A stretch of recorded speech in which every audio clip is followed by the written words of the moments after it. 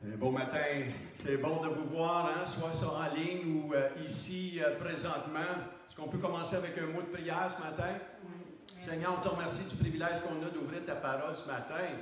Quel privilège d'ouvrir notre cœur et de recevoir de toi une parole fraîche que tu as pour nous. Et des fois, ce n'est pas une parole fraîche, mais une parole que tu ramènes, Seigneur, qu'on a déjà entendue, mais Père, que tu veux qu'on applique, que tu veux qu'on amène à un autre niveau. Donc, Seigneur, je prie que ton esprit puisse nous parler. Et merci, Seigneur, d'avance pour tout ce que tu vas faire ce matin dans le nom de Jésus. Amen. Amen. On parle dernièrement d'aller à un autre niveau de foi. Hein? Qui se rappelle la semaine passée, aller à un autre niveau de foi? Est-ce que vous vous rappelez de cela? Oui. Notre commandant en chef nous appelle à aller à un autre niveau de foi. Et lorsque Jésus nous appelle à grandir, à nous épanouir, on doit écouter. Hein? C'est lui qui est le commandant en chef. Hein? C'est lui qui conduit la barque. Et si on est à l'écoute et obéissant, on va faire tout en sorte pour se réaligner et venir en ligne avec ce qu'il nous demande de faire. Mais avant de débuter ce matin, je veux qu'on déclare le psaume 23. Aller à un autre niveau de foi nous appelle à appliquer, à déclarer, à mettre la parole dans notre cœur et la confesser. Et on veut être fidèle ce matin à déclarer la parole de Dieu. Amen. Dans le psaume 23, les petits cris que vous entendez en arrière, on n'est pas en train de torturer personne. C'est simplement un enfant qui manifeste de la joie ce matin. Donc, on manifeste la joie de différentes manières, mais elle, c'est sa manière à déclarer son excitement. Alléluia. Donc, soyez pas gênés ce matin si vous voulez faire des petites dansettes dans votre salon ou dans votre cuisine. Allez-y, hein, imitez un enfant ce matin. Donc, le psaume 23 nous dit ceci: « L'Éternel est mon berger, je ne manquerai de rien. » Hein, vous pouvez lire avec moi. « Il me fait reposer dans de verts pâturages. Il me dirige près des eaux paisibles. Il restaure mon âme. Il me conduit dans les sentiers de la justice à cause de son nom. Quand je marche dans la vallée de l'ombre de la mort, je ne crains aucun mal, car tu es avec moi. Ta houlette et ton bâton me rassurent. Tu dresses devant moi une table en face de mes adversaires. Tu oins d'huile ma tête et ma coupe déborde. Oui, le bonheur et la grâce m'accompagneront tous les jours de ma vie et j'habiterai dans la maison de l'Éternel pour toute l'éternité. Alléluia. Donc ce matin, c'est juste un petit exercice pour stimuler votre foi. La foi vient de ce qu'on entend, de ce qu'on entend vient la parole de Dieu. Et on doit prendre la parole et la déclarer, la réclamer pour nous, elle nous appartient et on doit prendre une position de foi. Et simplement un exercice que vous pouvez faire à la maison, c'est prendre par exemple le psaume 23 et le déclarer. Vous pouvez le faire 5 fois dans la même journée, dépendant de la situation que vous vivez. Vous pouvez faire cela et vous allez voir les résultats, je vous le garantis, parce que la parole de Dieu, elle est vivante et efficace, plus tranchante qu'une épée quelconque à double tranchant. Amen. Amen. On a vu Matthieu 11, verset 12. Très important, portion des Écritures, que des fois on oublie que notre foi est un petit peu endormie. Et lorsque notre foi est un petit peu endormie, il y en a un, lui, qui dort jamais et qui va venir essayer de voler, égorger et détruire. Et on doit éveiller notre foi. Et dans Matthieu 11, 12, ça dit: « Depuis le temps de Jean-Baptiste jusqu'à présent, le royaume des cieux est forcé et ce sont les violents qui s'en emparent. » On a vu ça la semaine passée. Le mot violent veut dire assoiffé, ténace, assuré. Ne prennent pas non pour une réponse. On combat pour les promesses de Dieu. On combat dans la prière avec toutes sortes de prières. Et une des traductions anglaises dit: des gens passionnés ont pris possession de sa puissance. La foi, on a vu, est la monnaie d'échange du ciel. La foi. Bien important de comprendre la foi. Le juste vit par la foi. Hein, on vit par la foi. Tu es sauvé par la foi. N'est-ce pas? La foi. 1 Timothée 6, 12, combat le bon combat de la foi. Hébreux 11, 6, or sans la foi, il est impossible de lui être agréable. Éphésiens 6, 16, prenez par-dessus tout cela le bouclier de la foi. 2 Corinthiens 5, 7, car nous marchons par la foi et non par la vue. On doit comprendre qu'il y a un combat pour ta foi. Il y en a un qui combat pour ta foi. Si on ne prend pas en charge notre foi, le diable va voler le plan de Dieu pour ta vie. Hein, on a vu cela dans Luc, le 22e chapitre, quand Jésus a dit, « Simon, Simon, voici Satan a demandé à te cibler comme on crible le blé. » Hein, on défait le blé, on le déchicote, on le met en morceaux. Satan a demandé de te mettre en morceaux, c'est ça que Jésus a dit. Mais, j'aime les mais dans la Bible. J'aime les mais dans la Bible, mais j'ai prié pour toi que ta foi ne défaille point. Alléluia. Est-ce qu'on apprécie? Moi, j'apprécie les autres autour de moi qui prient pour moi afin que ma foi ne soit pas en défaillance. Amen. On apprécie les frères et les sœurs, les autres qu'on prie afin que notre foi ne défaille point. On a vu l'histoire de la femme avec la perte de sang dans Marc chapitre 5. Les obstacles qu'elle a fait face, hein, le découragement, l'isolement et le confinement, la peur. Et au milieu de ces obstacles de foi, sa foi, hein, on voit sa foi l'a amené à percer et saisir la puissance de Dieu. Elle reçoit la récompense de Dieu. Et, hein, le royaume des cieux est forcé. Elle reçoit. Le mot reçoit dans le grec veut dire prendre. Hein, c'est différentes manières hein, de voir ça. On reçoit, non, tu prends. C'est à moi.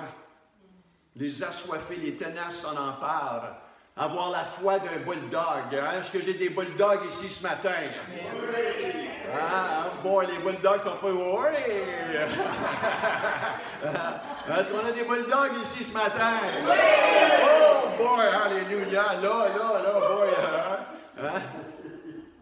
Le bulldog, quand il mord, il lâche pas, hein? Non. Tu ne vas pas te faire mordre par un bulldog parce que tu vas savoir vite fait précis que c'est un bulldog, ça. Si tu n'as pas réalisé, tu vas voir que c'est un bulldog, il ne lâchera pas, lui, hein? Il va falloir que tu sois doux. Ah oui, pitou. Peut-être qu'il va te lâcher, mais pas sûr. Hein? Le bulldog ne lâche pas et on ne veut pas lâcher les promesses de Dieu. On s'attend, on mord, on les garde. C'est à nous autres, et malgré ce qui se passe autour de nous, on a vu la semaine passée qu'on a pris la position et on a pris une décision. On veut aller à un autre niveau de foi.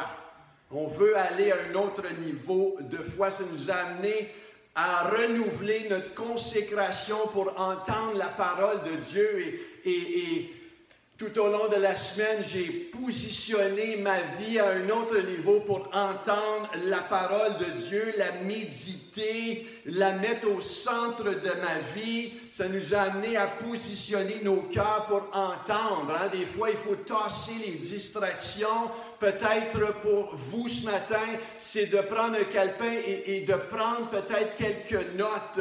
Pour vous ce matin, c'est peut-être juste de changer votre attitude et dire, mon attitude ce matin, je me donne, Seigneur, je veux entendre de toi fraîchement. Pour toi ce matin, c'est peut-être que dans ton temps de louange, tu as permis de te lever et lever les mains et vraiment fermer tes yeux et louer le Seigneur, d'enlever les distractions peut-être, c'est de fermer ton téléphone et d'enlever cette distraction-là, mais on veut positionner nos cœurs pour entendre de Dieu à un autre niveau. Amen. Amen. On va regarder dans les semaines à venir des sujets de foi. Des sujets comme la guérison, des sujets qui suis-je en Jésus-Christ, des sujets comme la puissance du Saint-Esprit dans la vie du croyant. Mais on doit aussi affronter certaines attitudes qui nous empêchent à croire. Et c'est ça qu'on est en train de faire. On est en train de décortiquer les attitudes qui nous empêchent à recevoir de Dieu. Donc, on a vu la distraction, on a vu le découragement. Ce matin, on va regarder une attitude qu'on n'aime pas souvent entendre, et c'est le mot patience. Patience. Oh boy. Parle-moi un petit peu d'autre chose, mais le mot patience, dans la Bible, on parle de persistance, endurance. Parfois, on utilise le mot persévérance. Et le mot patience au littéral, dans la Bible, nous parle d'être constant. Pas d'être patient, d'endurer. Ah, je vais me faire bardasser d'un bord et de l'autre. Ce n'est pas le mot patience dans la Bible, mais c'est d'être constant dans la foi. L'appel de faire attention aussi à l'impatience, qui est une forme de découragement. On peut laisser tomber notre garde, laisser tomber ou lâcher certaines promesses de Dieu. Dans le triomphe de la foi, hein, est-ce que vous avez tous une copie du triomphe de la foi? Oui. Oui. Il y en a qui me regardent et me disent quelle planète je suis là.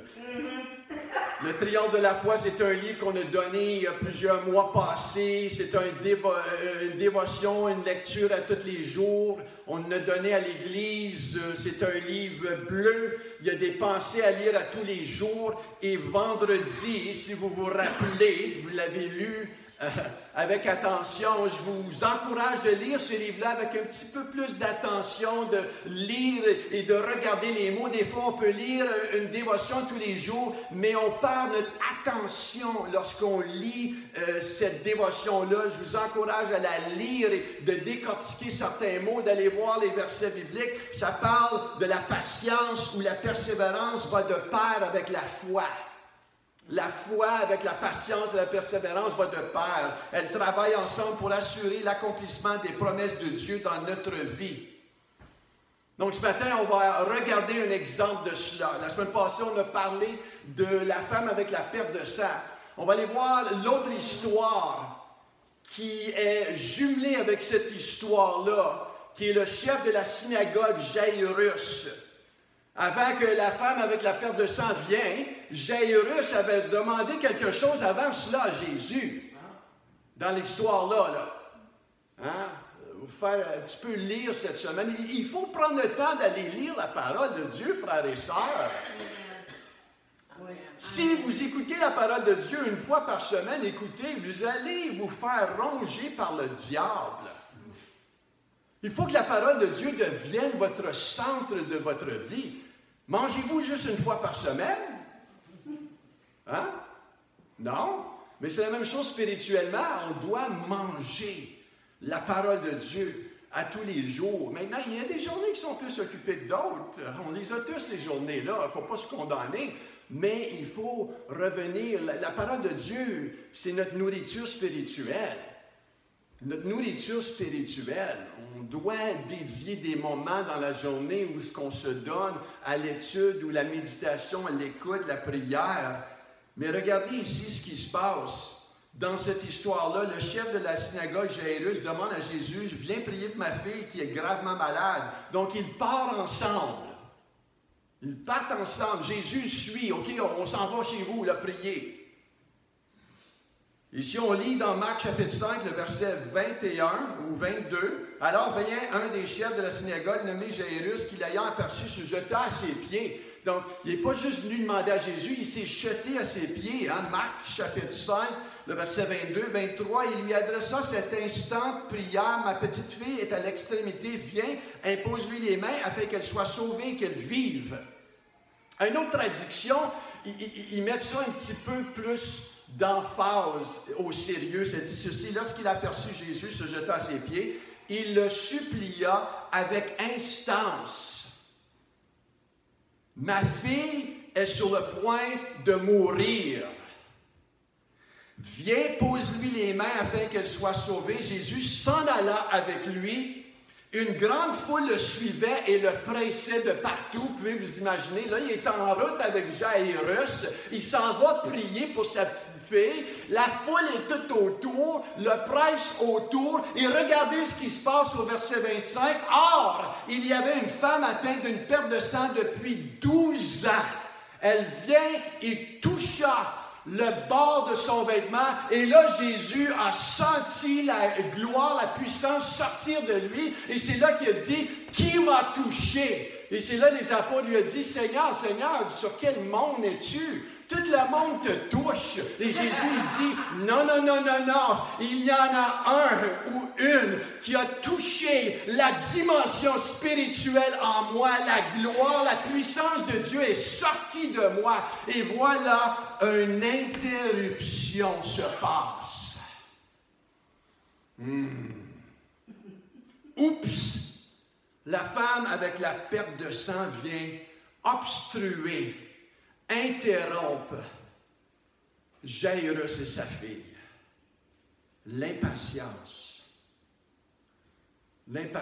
qui peut se faire entendre ici.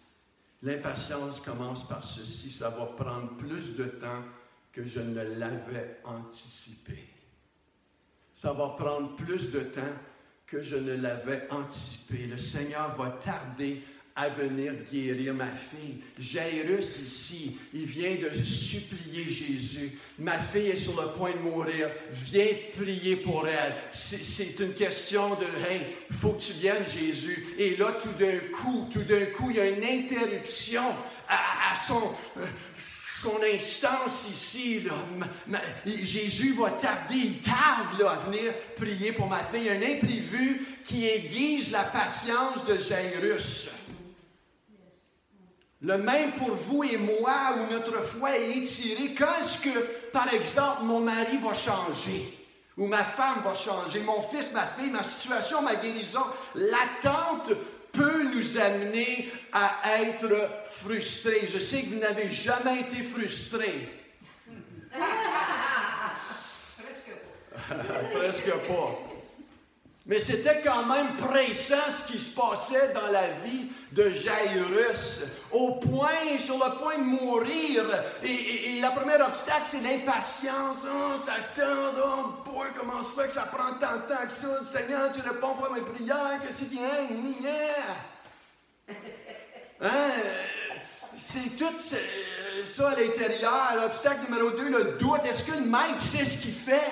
Jésus réalise-tu que ma fille est sur le point de mourir? Qu'est-ce qu'il fait là? Prendre le temps avec cette femme-là. Ma fille est très malade, le doute. Est-ce que le Seigneur sait ce qu'il fait dans nos vies, dans nos prières, lorsqu'on le prie? Est-ce que le Seigneur sait ce qu'il fait? Le doute, l'inquiétude. S'il ne vient pas tout de suite, elle va mourir. On peut paniquer. Obstacle 4, l'offense et la jalousie. Je ne dois pas être bien important si Jésus ne vient pas tout de suite pour répondre à moi. Il guérit elle avant moi. Pourquoi que elle ou lui, sa réponse à sa prière avant moi? C'est toutes des choses qu'on vit intérieurement, des attitudes qui viennent contre notre foi. Et si on ne les met pas en règle, on va être volé. On ne veut pas être volé. Je ne veux pas être volé. Tu ne veux pas être volé. On veut aller à un autre niveau de foi. On veut voir Dieu agir dans nos vies.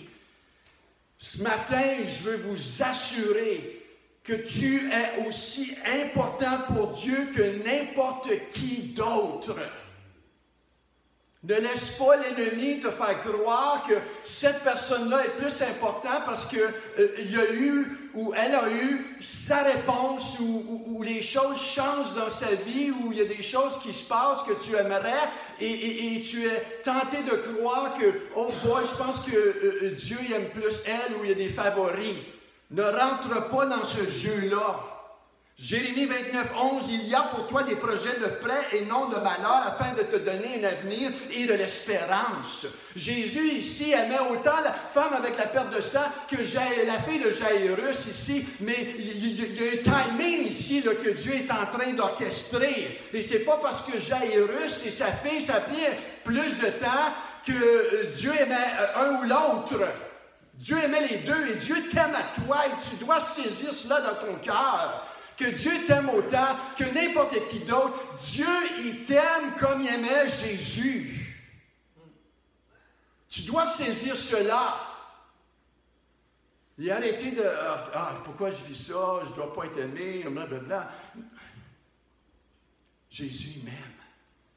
Ta situation peut tarder. Ça peut prendre du temps, mais dans Hébreux, le 10e chapitre, le verset 36 à 38, quand vous avez besoin, voilà le mot ici, persévérance ou patience, afin qu'après avoir accompli la volonté de Dieu, vous obteniez ce qui vous est promis, encore un peu de temps. Celui qui doit venir ne tardera pas, et mon juste vivra par la foi. Mais s'il se retire, mon âme ne prend pas plaisir en lui. Le Seigneur ne t'a pas oublié ce matin. Parce que des fois, on peut vivre notre vie chrétienne, mais on se sent oublié de Dieu. Le Seigneur ne t'a pas oublié. Continue de imiter le bulldog et de nourrir ta foi. Lâche pas. Laisse la parole de Dieu entrer dans ton cœur. Monte dans un autre niveau parce que le Seigneur va faire des nouvelles choses dans ta vie et dans la vie des gens autour de toi. Jairus, sa réponse a été tardée ou retardée. En plus de cela, vous voulez le coup de mort? Il y a un autre obstacle qui fait face. C'est le coup de mort. La nouvelle qui avait le plus peur d'entendre. Au verset 35, la nouvelle est venue. Ta fille est morte, pourquoi importuner le maître? Oh non! Il ne vient pas me dire que ma fille est morte. Oh non! C'est pas ça que je m'attendais. C'est vraiment pas les choses qui devaient se tourner. Jésus était supposé venir et guérir ma fille. Elle n'était pas supposée de mourir. Voyez comment est-ce que, tu sais, nos pensées peuvent s'en aller à droite puis à gauche. Mais regarde ce que Jésus a dit à Jairus au verset 36. Sans tenir compte de ses paroles. Et qu'on doit imiter Jésus et pas tenir compte des paroles et des choses qui se passent autour de nous pour venir contre ma foi. Sans tenir compte de ses paroles, il dit au chef de la synagogue, « Ne crains pas, crois seulement. » Oh, alléluia! Ne crains pas, crois seulement. Mais Seigneur, ma situation a empiré. Les médecins m'ont dit ceci maintenant. Ne crains pas, crois seulement. Ne crains pas, crois seulement. Romains 8, 28. Michel, tu ne sais pas ce que j'ai vu. Tout concourt au bien pour ceux qui aiment Dieu. Accroche-toi à Jésus. Je te garantis, continue de le servir. Continue à mettre la parole dans ton cœur, continue à grandir dans la foi et tout va concourir au bien pour toi. Le Seigneur va mettre les choses en ordre, il va tasser les affaires parce que tu as choisi de le plaire, de l'aimer, de mettre sa parole et ses commandements au milieu de toi et tu vas voir le Seigneur va ouvrir les portes qu'il n'a pas d'ouvert en ce moment, il va fermer les portes qui doivent être fermées parce que le Seigneur est un Dieu de miracles. Ne crains point, crois seulement. Est-ce que vous réalisez ici que Jairus aurait pu devenir fâché et offensé? Il y avait le parfait scénario de devenir fâché et frustré et dire « t'as pas venu à temps. Tu as retardé de venir et partir avec moi. Et voici ce qui s'est passé. Regarde, là, ma fille est morte. Il aurait pu être offensé et fâché et aller de ce côté-là. Et sa fille aurait resté morte. Mais la foi et la persévérance ont permis que sa fille a été sauvée et guérie. Et dans notre marche chrétienne, on peut avoir commencé une marche très forte et avoir une foi tenace, une foi assoiffée, mais en quelque part sur le long du chemin ou le long de notre route, on peut avoir perdu cette ténacité ou cette soif. avoir perdu la soif et la ténacité peut-être pour croire Dieu pour une guérison, intérieure ou extérieure. Ah, je vais être pris avec cette addiction-là pour le restant de mes jours. Je vais être pris avec la colère. C'est comme ça que je suis. Et on accepte des choses dans nos vies que le Seigneur ne t'a pas appelé d'accepter. Mais à cause de l'impatience, à cause que les choses tardaient, tu t'es mis dans une position où ce que tu as accepté de la situation au lieu de dire non, c'est pas ça que le Seigneur il est mort pour. Il est mort pour me donner une vie en abondance et une vie libre de tout péché. Vous voyez comment est-ce que la foi peut être paralysée, peut être, on peut vivre un mensonge même dans la vie chrétienne concernant notre foi. Croire pour le salut de notre famille. Ah, ils vont être comme ça, il est insauvable, lui. J'ai déjà entendu ça. Pour mettre en marche le plan de Dieu dans ma vie. Ah, il est trop tard pour moi, le plan de Dieu dans ma vie.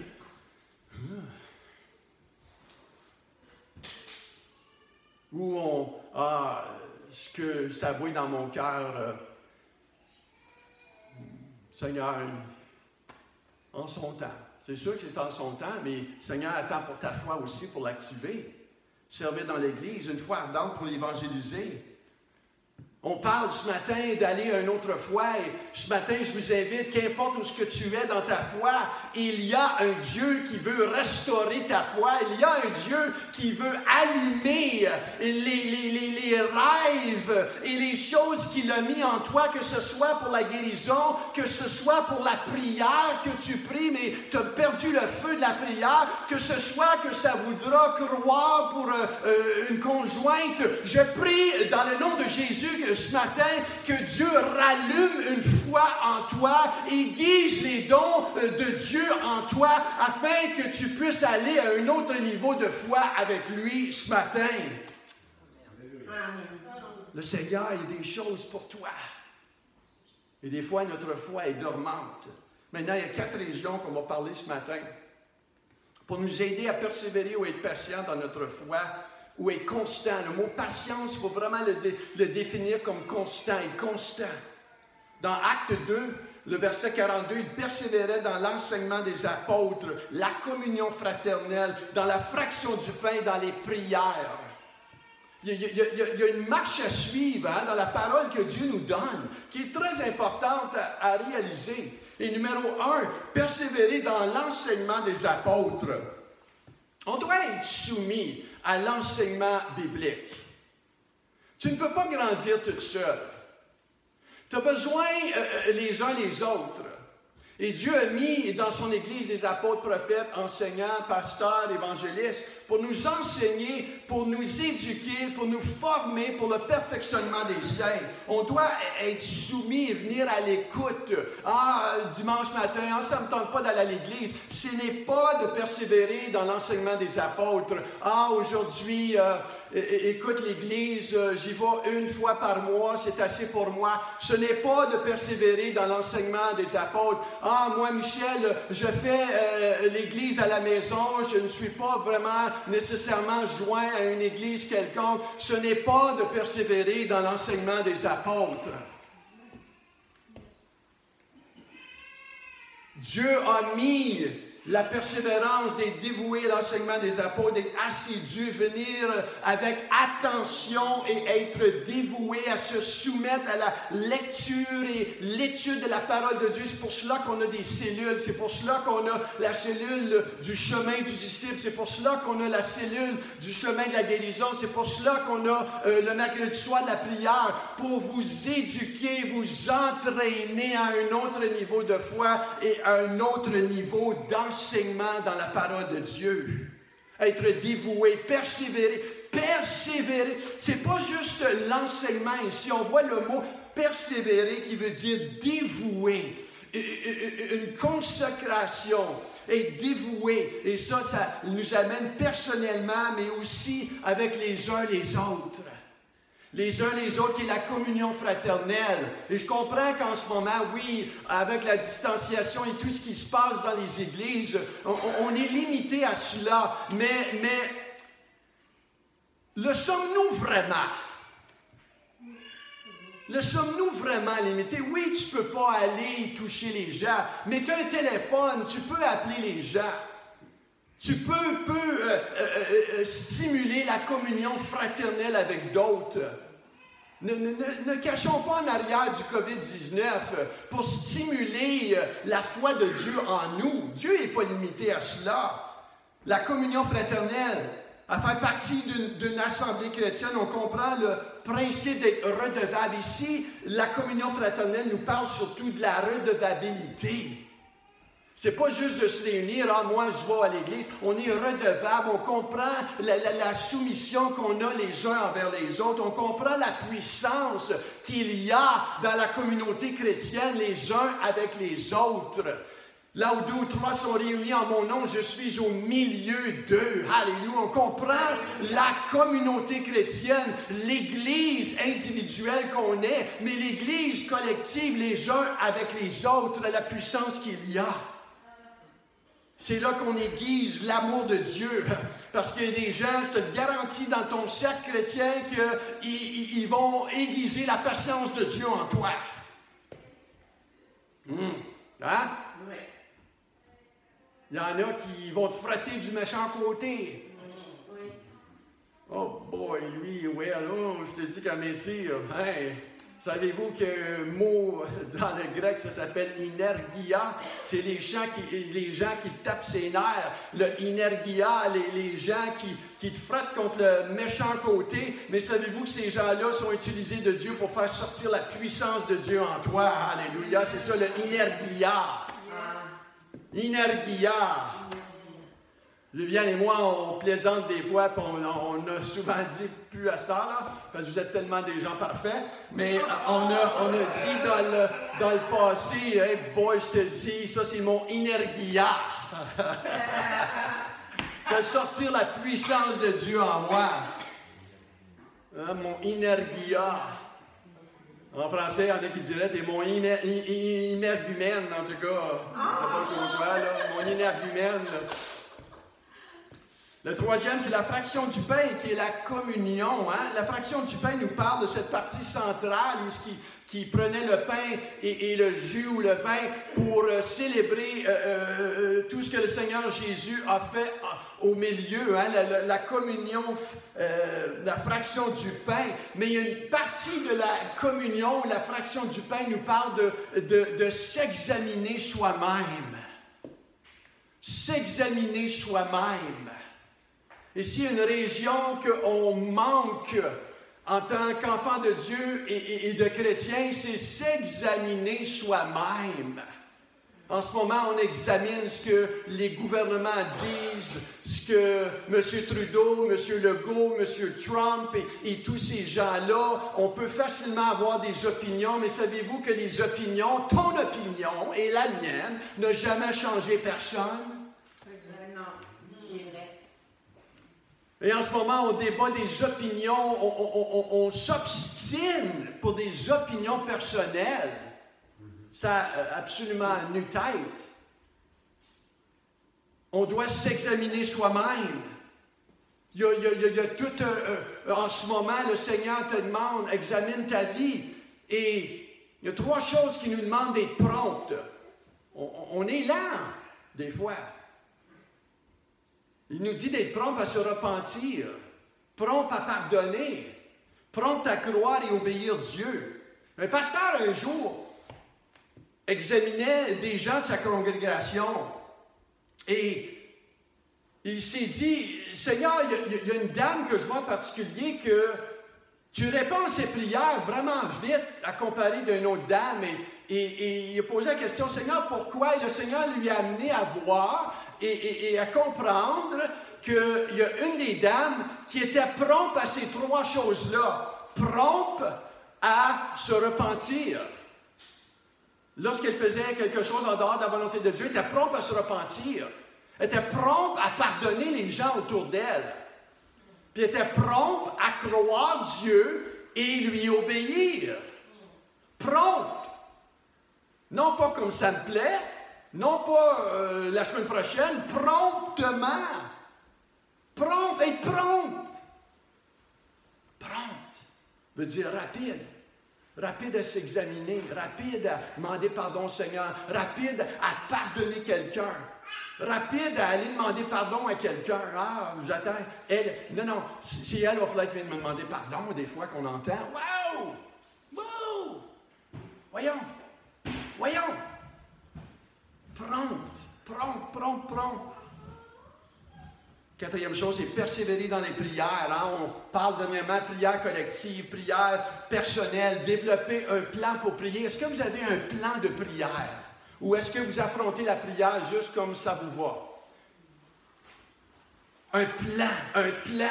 Vous avez un plan, des fois, vous planifiez certaines choses. Hein? Pour certains d'entre vous, on planifie la manière qu'on va construire quelque chose. Mais avoir un plan pour la prière, avoir un plan pour l'étude de la parole, est-ce que vous vous êtes jamais posé cette question de monter un plan? Un plan. Si vous ne savez pas c'est comment que ça a l'air, allez demander aux gens. C'est quoi ton plan? Comment tu pries, toi? Comment tu étudies la parole? Quoi tu fais, toi? Et commence en quelque part avec le Seigneur. Si tu ne planifies pas un temps de prière ou un temps d'étude avec la parole, en quelque part, ce temps-là n'est pas aussi important que toi construire une maison, construire d'autres choses. Avoir un plan pour prier. Le triomphe de la foi, je vais lire au complet ce que ça dit. La foi fonctionne avec la patience ou la persévérance. La patience ou la persévérance va de pair avec la foi. Elles travaillent ensemble pour assurer l'accomplissement des promesses de Dieu dans notre vie. Admettons, écoutez bien ça, admettons par exemple que vous ayez besoin d'un travail. Vous pouvez voir clairement dans la Bible que Dieu a promis de pourvoir à vos besoins et qu'il prend plaisir à la prospérité de ses serviteurs. Hein? On a tous lu ça à un moment donné dans la Bible.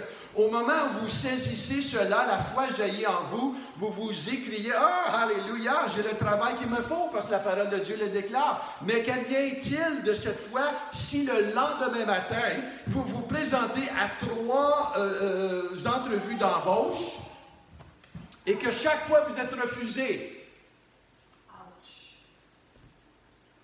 C'est là que la patience ou la constance ou la persévérance doit intervenir. Vous devez décider de rester ferme et d'agir comme si rien n'avait changé. La vérité, c'est que si vous mettez votre confiance dans la parole de Dieu, rien n'a changé, n'est-ce pas? Allô?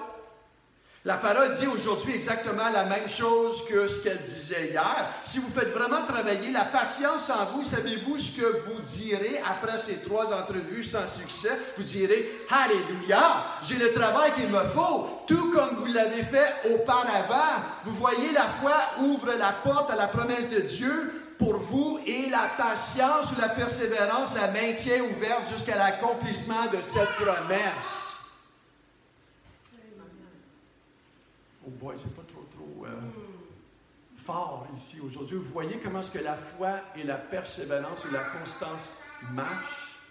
Maintenant, c'est sûr qu'écoutez, là, on vit des moments de découragement, des moments où c'est plus dur, des moments de doute. Mais on ne veut pas laisser le doute et le découragement déterminer le cours de notre marche chrétienne. Et c'est là où ce qu'on doit se relever, être soumis à l'enseignement des uns les autres, où ce qu'on va être encouragé à continuer, à persévérer, à croire. Laissez-moi terminer avec un exemple de Madame Hagin. Madame Hagin était l'épouse de Papa Hagin Senior, un fondateur et père de la foi et la guérison divine aux États-Unis. Il a prêché sur la guérison partout, un des fondateurs, des pères de la guérison divine. Plusieurs personnes ont été guéries sous son ministère. Il a écrit dans un livre 8 visions qu'il a eues avec Jésus concernant certaines choses spécifiques où il a parlé avec Jésus face à face. Et c'est véridique, c'est vrai là. Lorsque Mme Hagin, son épouse, âgée dans les 70, a été diagnostiquée par un médecin d'une condition de cœur incurable. Rien à faire au point de vue médical. Ce qui est intéressant, c'est sa réaction. Elle aurait pu être offensée et dire « Seigneur, pourquoi tu as permis cela? Toutes les années qu'on a prêché sur la guérison, pourquoi ça m'arrive? » Encore, c'est un obstacle à notre foi, ça. Elle aurait pu devenir inquiète. Elle aurait pu rien faire du tout et juste s'asseoir dans les années 70, juste s'asseoir, hein? Mais voici ce qu'elle a fait. Elle a imité la foi d'un bulldog. Elle est devenue tenace. Elle a pris les promesses de Dieu concernant la guérison. Écoutez, son mari, là, il prêchait à travers le monde là, sur la guérison. Là, plusieurs personnes sont guéries. Mais ce qu'elle a fait, c'est qu'elle est devenue une étudiante du message et des promesses de Dieu et de la parole de Dieu. Elle a pris les promesses de guérison, elle a commencé à les méditer, elle a commencé à les prendre pour elle, à écouter des enseignements sur la guérison. Elle a inondé son cœur de la parole de Dieu durant le jour. Écoutez, ceci est enregistré durant le jour. Pendant la nuit, elle l'écoutait même, elle laissait des enregistrements marcher. Quand elle s'habillait, elle écoutait des cassettes. Et dans ce temps-là, c'était des cassettes, hein? Des cassettes là, qui marchaient là, en rond comme ça. Là, hein? Pour certains d'entre vous, vous ne comprenez même pas ce que je veux dire. Elle conduisait son auto et elle écoutait des enseignements. Elle est devenue agressive à développer sa foi. Elle a fait cela jour après jour est devenue semaine après semaine. Et une semaine après semaine est devenue mois après mois. Elle a persévéré, elle a continué. Il y a quelque chose qui doit se passer. Cette parole doit être vraie, cette parole doit être véritable, elle doit produire du fruit. Et après un an, un soir, elle regardait la télévision avec son chéri, son amour, son mari à côté d'elle. Et Dieu a ouvert ses yeux spirituels. Elle a vu un ange entrer dans le salon. Et cet ange avait quelque chose à la main. Et cet ange est venu vers elle et a mis quelque chose, a mis sa main dans sa poitrine, a mis quelque chose dans sa poitrine et a retiré le vieux cœur de elle, l'a déposé sur la table et est sorti. Et elle est retournée au médecin. Et le médecin l'a regardé et lui a dit, « Le cœur que tu as aujourd'hui n'est pas le cœur que j'ai examiné l'autre jour. Tu n'as pas le même cœur en toi. » Et le médecin a dit, « Je peux témoigner, être témoin aujourd'hui d'un miracle devant mes yeux. » Vous voyez, elle a pris possession de la promesse de Dieu. Elle aurait pu s'asseoir et devenir juste indifférente concernant ce message. Vous voyez comment est-ce que la foi marche. On doit être tenace, agressif. Le Seigneur a tout fait pour gagner ta victoire. Il a tout fait déjà. C'est déjà fait à la croix. Quand Jésus a dit « Tout est accompli », Jésus a dit « Tout est accompli ». Mais vous voyez comment est-ce que la foi, on doit saisir et garder notre foi aiguisée pour prendre les promesses de Dieu. Il a pris possession de la promesse de Dieu, la foi et la persévérance de continuer, de ne pas lâcher. Le Seigneur, je vous le dis, a des révélations pour toi que tu ne t'imagines pas en ce moment. Il a des révélations pour toi. Il veut déposer en toi une nouvelle manière de le voir, de le réaliser, de te voir à toi en lui. Il y a des projets pour toi et non pas des projets de malheur, mais des projets de paix. Il y a des bonnes choses pour toi. Il y a des bonnes choses pour toi, il s'agit de le croire et le saisir. C'est un temps aujourd'hui de ressaisir notre foi, de reprendre ce que l'ennemi t'a volé et de les réclamer dans le nom de Jésus. Il désire amener ta foi à un autre niveau. Toi, là, malgré ton âge, malgré ce que tu vis en ce moment, ben Michel, pas autant spirituel que lui, pas autant spirituel qu'elle, moi, Seigneur. La foi a été donnée. À chaque personne, le Seigneur a donné la mesure de foi. lorsque tu as accepté le Seigneur Jésus comme ton Seigneur et Sauveur, il t'a donné une mesure de foi. C'est où cela? Il t'a donné une mesure de foi. Et cette mesure de foi-là, il veut la faire grandir. Faire grandir pour te voir actif et à l'œuvre. Il y a des évangélistes ici. Des évangélistes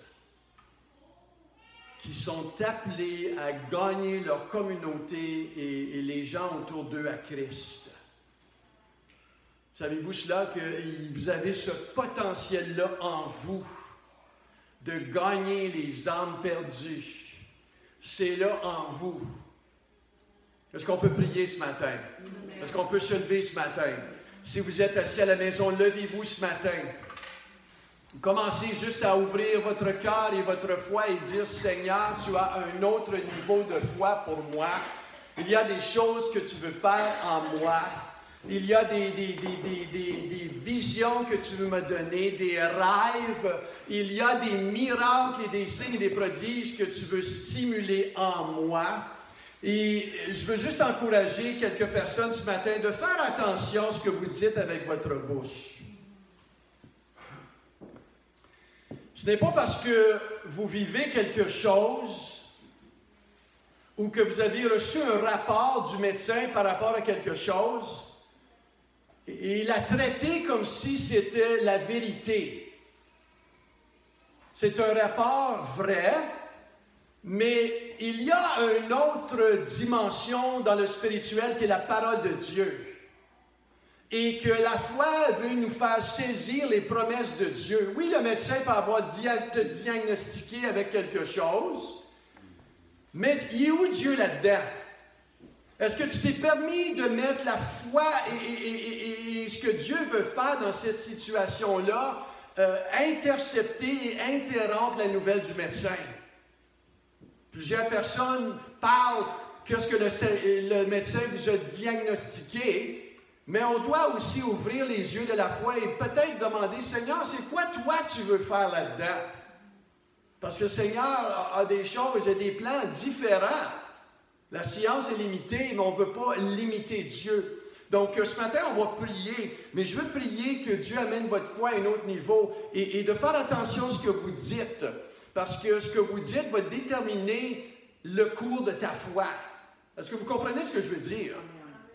Amen. Donc, Père, dans le nom de Jésus, ce matin, on vient devant toi, Seigneur, et on a soif de toi, on a soif d'un autre niveau de foi. On te remercie, Seigneur, que tu nous diriges là-dedans, par ton esprit, tu nous enseignes comment développer la foi, comment mettre des plans de prière et des méditations à part pour aiguiser la foi. Mais aussi, Seigneur, je peux prier ce matin afin que tu puisses nous faire réaliser certaines attitudes, que ce soit des attitudes inquiétantes, l'inquiétude, l'impatience. Seigneur Dieu, que nous puissions réaliser ces choses afin que la foi puisse aller à un autre niveau dans mon cœur et la vie de chaque personne. Mais aussi, Seigneur, je veux prier et croire, Seigneur, pour la guérison. Père Dieu de gloire, tu as dit, Seigneur, que voici les signes qui accompagneront ceux qui auront cru. Dans le nom de Jésus, vous imposerez les mains aux malades et les malades seront guéris. Donc, Père, dans le nom de Jésus, partout où tu allais, la guérison divine t'accompagnait. Il y avait des signes, il y avait des miracles. Donc, Père, je prie au nom de Jésus que tu élèves notre foi dans ton Église, dans ma foi, à aiguiser ma foi pour croire pour des miracles, des signes et des prodiges, pour croire des guérisons au milieu de nous. Et dans le nom de Jésus, si vous avez un mal en quelque part ce matin, faites juste mettre la main sur où ça fait mal. Faites juste mettre la main où ça fait mal dans le nom de Jésus. Alléluia. Si vous avez une douleur, si c'est une douleur dans votre cœur, faites juste mettre la main sur votre cœur. Si vous avez mal dans votre cœur intérieur, vos émotions, on va prier pour cela. On va prier pour la guérison. Père, dans le nom de Jésus, tu as dit, Seigneur, dans ta parole, d'imposer les mains aux malades, les malades seront guéris. Père, en obéissance de ta parole, Seigneur, ce n'est pas ma parole, mais c'est ta parole. Père, tu dis d'imposer les mains aux malades. Père, je parle au mal, je parle à toute infirmité, je parle à toute maladie et je déclare d'être brisé maintenant dans le nom de Jésus. Je commande à toute douleur maintenant de quitter quoi que ce soit, épaules, genoux, poignets, bras, quittez maintenant dans le nom de Jésus. Et Seigneur, je te demande de guérir les tissus, de guérir des joints, de guérir, Seigneur, là où on ne voit pas. Je te demande de faire des miracles parmi nous et Seigneur, de guérir des gens dans leur cœur intérieur qui souffrent. Père, je te demande de guérir des gens qui sont pris par des addictions de drogue et d'alcool et de les délivrer de cela maintenant au nom de Jésus. Merci Seigneur Dieu de gloire que tu es mort à la croix pour nous sauver, pour nous délivrer. Et Père, je prie que tu nous fais rêver encore, ceux qui ont perdu Seigneur la foi concernant certaines choses d'accomplissement qui ne sont pas arrivées dans leur vie. Je prie Père que tu rallumes cette foi-là ce matin dans les cœurs. Nous prions dans le merveilleux nom de Jésus et tout le monde dit Amen. Amen. Que Dieu vous bénisse. Passez une bonne semaine dans le Seigneur.